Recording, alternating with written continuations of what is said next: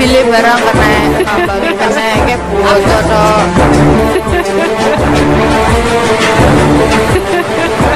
Kena sama itu.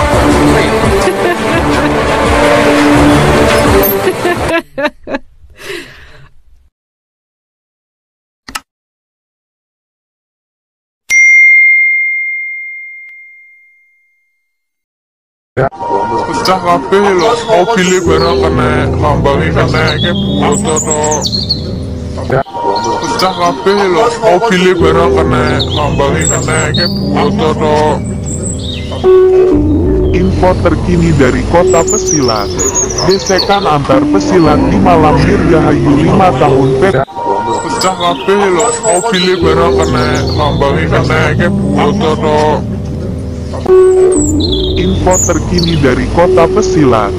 Gesekan antar pesilat di malam Dirgahayu 5 tahun PPS HTPM di Kota Madiun akhirnya tidak terbendung lagi.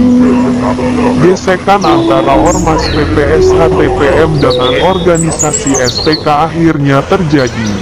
Kronologi kejadian dipicu lantaran malam Dirgahayu 5 tahun PPS HTPM tubuh dari STK dilempari cat. Disitulah awal mula terjadinya gesekan. Lokasi kejadian di Kasuari Lambangan Kidul Kota Madiun. Banyak fasilitas umum yang mengalami kerusakan. Bahkan ada kendaraan warga sekitar yang mengalami kerusakan akibat kerusuhan tersebut.